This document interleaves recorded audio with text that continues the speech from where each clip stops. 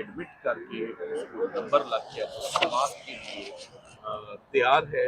और इंशाल्लाह हम उम्मीद करते हैं कि लास्ट वीक हमारी तो यही गुजारिश है कि लास्ट वीक जो लास्ट अशरा है रमज़ान का उसके अंदर इनकी ज़मानतें इनको शखाना 2 की लगनी चाहिए। सो ये दो ही हमारे पास इस वक्त लाइव इश्यूज़ और प्रॉब्लमेटिक इश्यूज़ थे।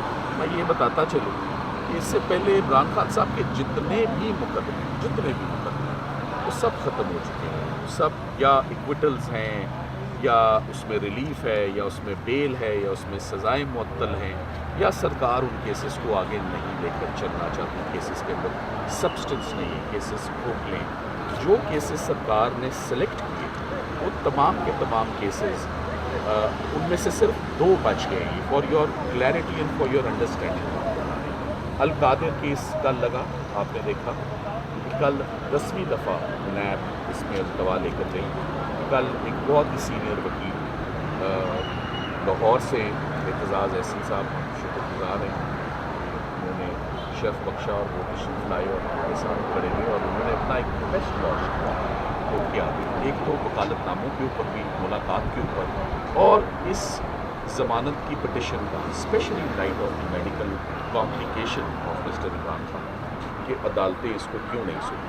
कल जो बहुत अफसोस की बात थी कि नैब 10वीं दफ़ा भी कल अल्तवा मांग रही थी और उनके प्रोसिक्यूटर साहब ने जहमत ही नहीं की कि वो अदालत में तशरीफ। अप्रिशिएट करते हैं कि कल chief justice Islamabad high court ने उनको जुर्माना उनके ऊपर आयद किया। कि जुर्माना किसी वकील के ऊपर आयद होना, चाहे 100 रुपये का हो या लाख रुपया हो, एक बड़ा नेगेटिव इम्प्रेशन देता है। सो नैब के स्पेशल प्रोसिक्यूटर्स के ऊपर जुर्माना आयद होना इस बात का बोलता सबूत है कि नैब का कॉन्डक्ट इस पूरे ट्रांजैक्शन में बड़ा ही ऑब्जेक्शनेबल जो है हो रहा है। अब आज फाइनली तोशाखाना 2 की भी आज बाकायदा अपील एडमिट हो गई है, समाअत के लिए तैयार है। हमने उनकी सस्पेंशन ऑफ सेंटेंस की पिटिशन इमरान खान साहब और बुशरा इमरान की दायर कर चुके हुए।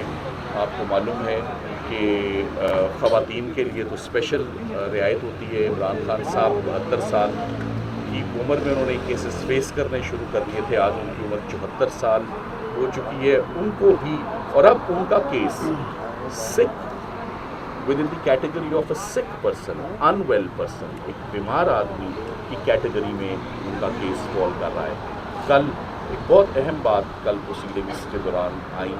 कल एक ऐसी जजमेंट भी सामने आई जिसमें हमारे चीफ जस्टिस साहब सरफराज डोगर साहब, honourable chief justice Islamabad high court ने खुद एक 302 के केस में एक मरकज़ी मुलज़िम जिसको मेन फायर आर्म इंजरीज मतलब है, जवान आदमी को आंखों की कॉम्प्लिकेशन और आंखों से बिनाई जाने पर 1 साल के बाद जैसे उसका केस टेकअप हुआ, रिपोर्टें तलब की और रिपोर्टें तलब करने के बाद उन्होंने उसकी ज़मानत दी। ये जो कैद है और सॉलिटरी कन्फाइनमेंट है और ये आई कॉम्प्लिकेशन है, इसको तो रिलीफ मिलनी ही थ्रू ये जो स्ट्रेसेस हैं ये ख़त्म ही उनके तभी होंगे अगर उनके मुकदमों की सुनवाई होगी और उनको रिलीज़ किया जाएगा उन केसेस से। तो इमरान खान साहब का तो अल कादिर के केस में 14 साल सज़ा है, तो सज़ाए मौत का केस नहीं था। अब हमें कल एतजाज़ एहसन साहब और मैं हम कल मुलाकात न्याजुल्लाह न्याज़ी साहब की, हमें very kind of chief justice हमें हमारे जो ग्रेवेंसेस हैं सुने। हमें मेन ग्रेवेंसेस हमारे पास वकालतनामे, हम डिस्कनेक्ट हैं, मुकला उनसे मिल नहीं पा, फैमिली और सबसे बड़ा मेडिकल काम।